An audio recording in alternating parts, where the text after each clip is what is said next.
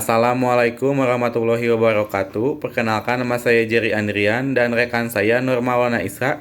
Di sini kita akan mempresentasikan tentang peranan dan tanggung jawab dalam pendidikan inklusif. Yang pertama ada guru kelas.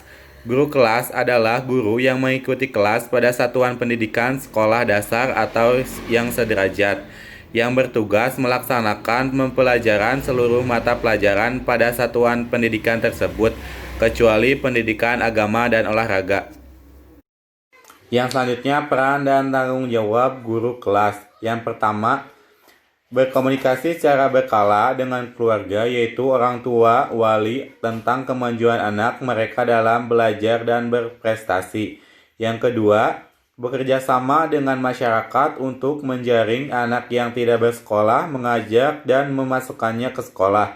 Yang ketiga, menjelaskan manfaat dan tujuan lingkungan inklusi ramah terhadap pembelajaran kepada orang tua peserta didik.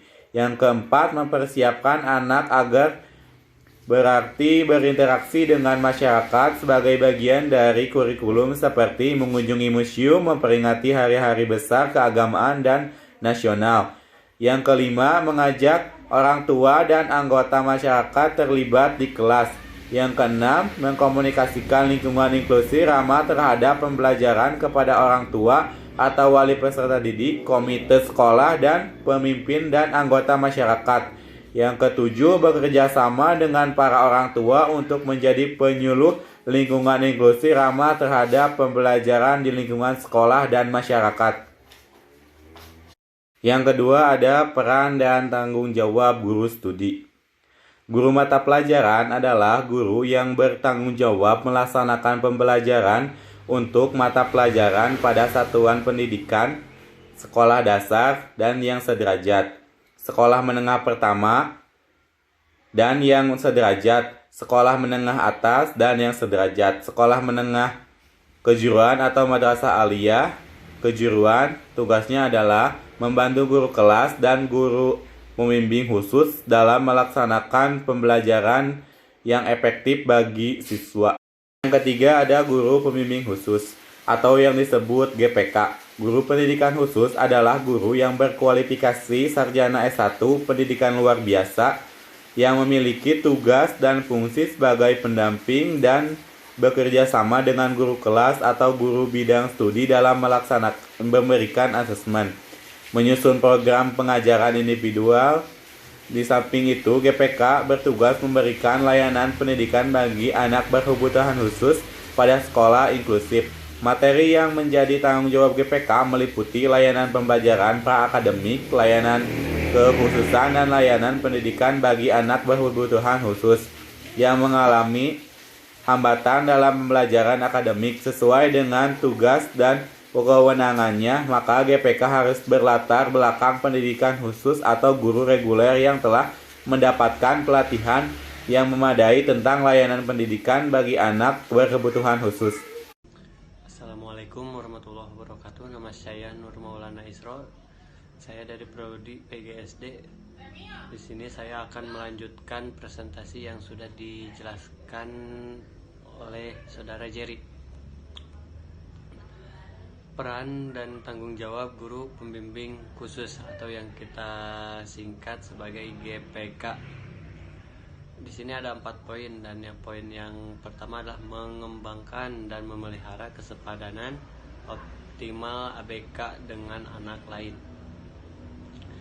Yang kedua, menjaga agar kehadiran ABK tidak mengganggu pelaksanaan program pendidikan sekolah umum. Yang ketiga, mengembangkan dan meningkatkan program pendidikan inklusi. Yang keempat, mengusahakan keserasian suasana pendidikan di sekolah dan di tengah-tengah keluarga dan anak berkebutuhan khusus. Poin yang pertama, mengembangkan dan memelihara kesepadanan optimal ABK dengan anak lain. Nah, maksud di sini adalah mengoptimalkan dari kekurangan anak berkebutuhan khusus agar bisa setara dengan anak normal lainnya, maksud seperti itu. Yang kedua, menjaga agar kehadiran anak berkebutuhan khusus tidak mengganggu pelaksanaan program pendidikan sekolah umum.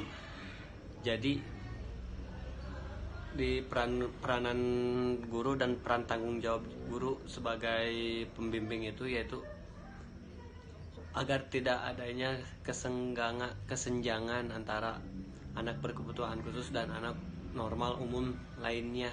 Jadi kita harus melakukan kesetaraan. Yang ketiga, mengembangkan dan meningkatkan program pendidikan inklusif.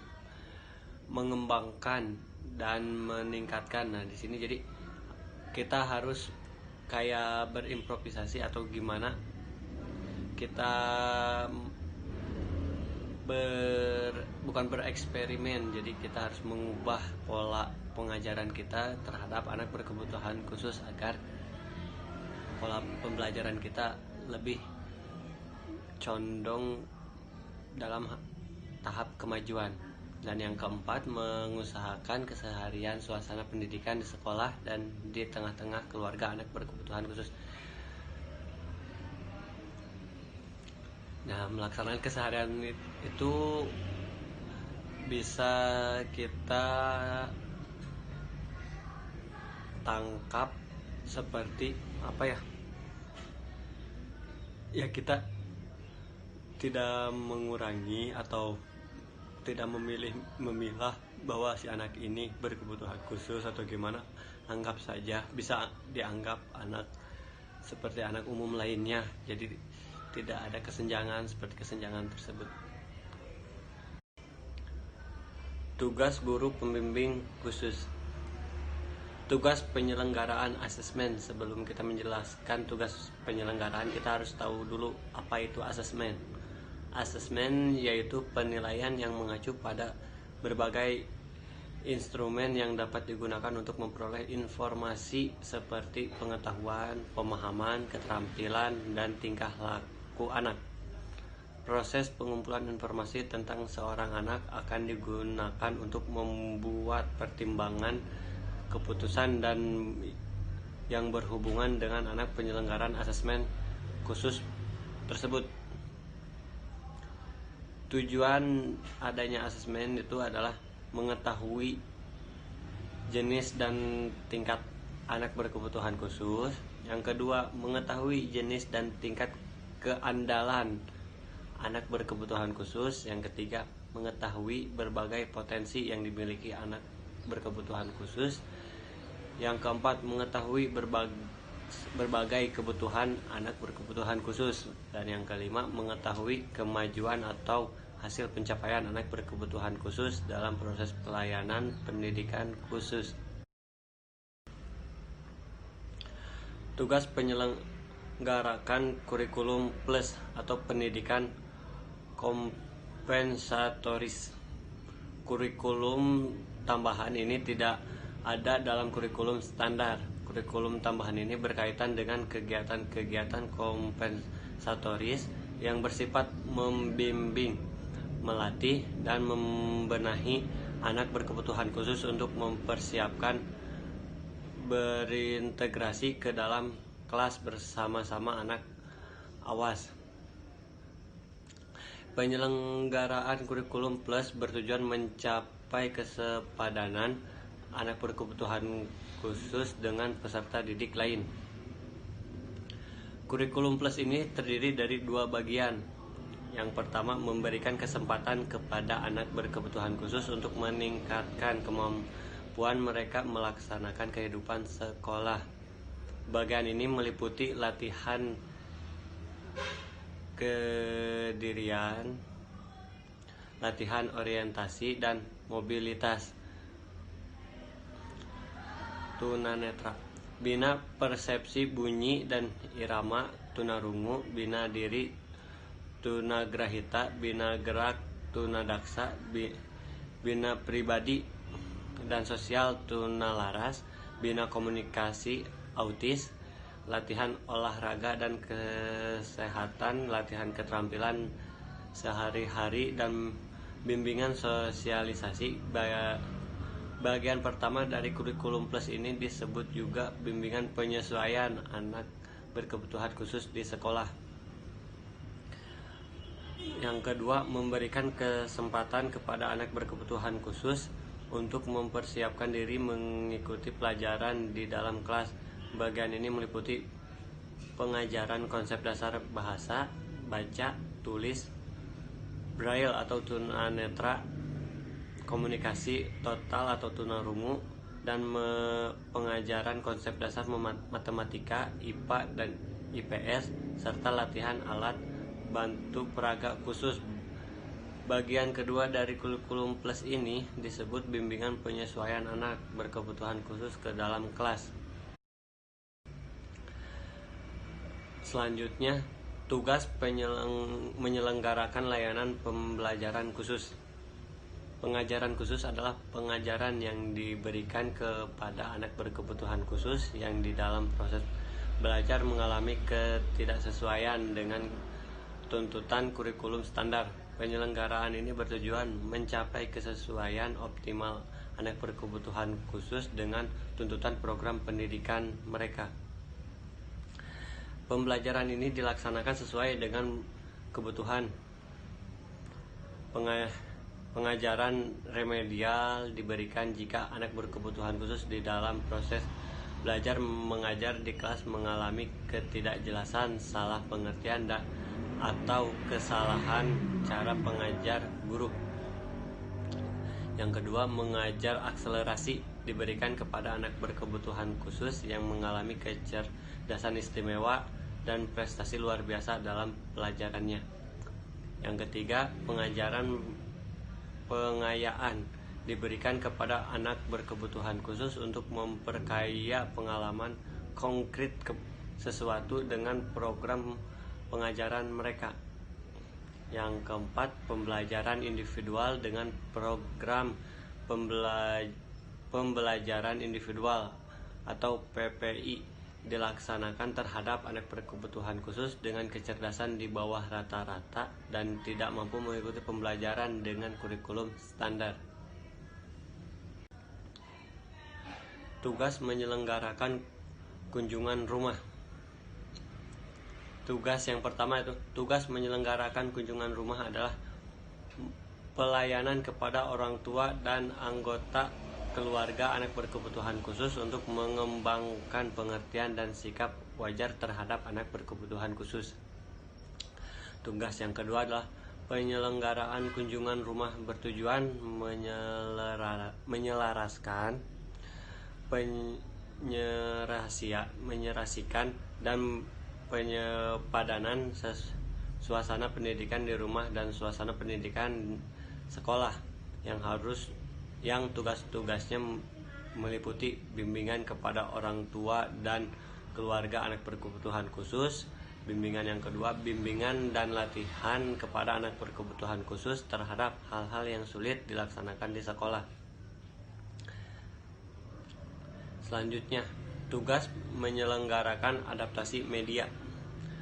Adaptasi media misalnya kegiatan mengalih hurufkan dari huruf braille ke huruf visual atau sebaliknya, serta memperbesar ukuran huruf.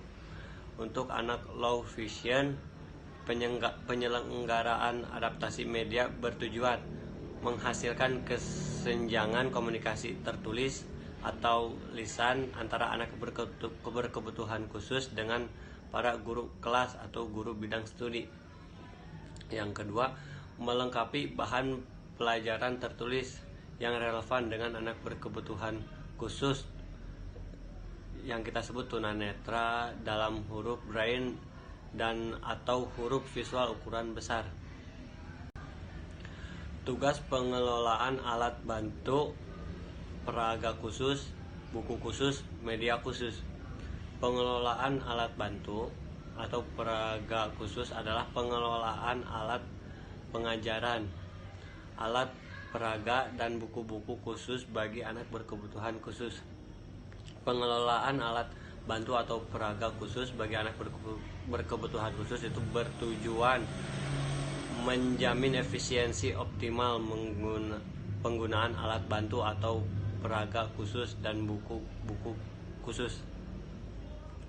Yang kedua, membebaskan para guru kelas atau guru bidang studi dari tugas mengelola alat bantu atau peraga khusus. Tugas pengelola alat bantu atau peraga khusus dan buku anak berkebutuhan khusus meliputi 1. Menyimpan serta merawat alat bantu atau peraga khusus dan buku anak berkebutuhan khusus. 2. Mengatur penggunaan alat bantu atau peraga khusus dan buku anak berkebutuhan khusus. Yang ketiga, mengurus pengadaan alat bantu atau peraga khusus dan buku anak berkebutuhan khusus. Yang keempat, mengembalikan alat bantu atau peraga khusus dan buku anak berkebutuhan khusus yang sudah tidak digunakan secara aktif pada pusat material pendidikan inklusi tunanetra. Yang kelima, membuat alat bantu atau peraga sederhana. Tugas menyelenggarakan pengembangan program. Pengembangan program pendidikan inklusi adalah pembinaan efektivitas dan efisiensi pelaksanaan tugas para GPK dan guru kelas atau mata pelajaran atau BP. 2. Pembinaan wawasan, sikap, dan perilaku profesional di kalangan para GPK dan guru kelas atau mata pelajaran atau BP. Yang ketiga, melakukan bimbingan kepada guru kelas, mata pelajaran, dan mengadaptasi pembelajaran agar pembelajaran dapat dilakukan mampu mengakomodasi kebutuhan semua peserta didik atau termasuk ABK anak berkebutuhan khusus. Yang keempat, melakukan bimbingan kepada guru kelas atau guru mata pelajaran dalam mengadaptasi penilaian. Yang kelima, melakukan bimbingan kepada warga sekolah dalam memperlakukan ABK dengan tepat. Yang terakhir, tugas menyelenggarakan administrasi khusus. Administrasi khusus adalah segala kegiatan administrasi yang diperlukan bagi anak berkebutuhan khusus dan yang tidak termasuk ke dalam administrasi sekolah. Penyelenggaraan administrasi khusus tersebut bertujuan 1. Menjaga kelancaran dan kestabilan administrasi sekolah. 2. Mendukung dan melengkapi tugas-tugas para GPK dan guru kelas atau guru mata pelajaran atau guru BP. Yang keempat, kerjasama dengan orang tua atau keluarga. Yang pertama, mendukung pelaksanaan lingkungan inklusi ramah terhadap pembelajaran di sekolah. Yang kedua, berpartisipasi aktif dalam mensosialisasikan lingkungan inklusi ramah terhadap pembelajaran di berbagai komunitas. Yang ketiga, bersedia menjadi narasumber sesuai keahlian dan profesi yang dimiliki. Yang keempat, menginformasikan nilai-nilai positif dan pelaksanaan lingkungan inklusif ramah terhadap pembelajaran kepada masyarakat secara luas. Yang kelima, bekerja sama dengan anggota komite sekolah atau pihak lain dalam pengadaan sumber belajar. Yang keenam, aktif bekerja sama dengan guru dalam proses pembelajaran untuk anak yang berkebutuhan khusus. Yang ketujuh, aktif dalam memberikan ide atau gagasan dalam rangka peningkatan kualitas pembelajaran. Yang kelima, kerjasama dengan masyarakat. Yang pertama, mitra pemerintah dalam mendukung terlaksananya model pendidikan inklusi. Yang kedua, memperluas akses pendidikan dan pekerjaan bagi anak berkebutuhan khusus. Yang ketiga, membangun dan mengembangkan kesederhanaan akan hak anak untuk memperoleh pendidikan. Yang keempat, melakukan kontrol sesuai dan kebijakan pemerintah tentang pendidikan. Yang kelima, membantu mengidentifikasi anak yang berkebutuhan khusus yang belum bersekolah di lingkungannya. Yang keenam, sebagai tempat wadah belajar bagi peserta didik. Yang ketujuh, merupakan sumber informasi, pengetahuan, dan pengalaman praktis. Yang kedelapan, mendukung sekolah dalam mengembangkan lingkungan inklusi ramah terhadap pembelajaran. Yang selanjutnya ada hubungan sekolah dengan keluarga dan masyarakat. Banyak cara yang efektif untuk menjalin hubungan sekolah dengan orang tua dan keluarga peserta didik serta masyarakat. Hubungan yang efektif dimaksud untuk membantu mengembangkan pendidikan anak dalam lingkungan inklusi ramah terhadap pembelajaran hubungan efektif sekolah.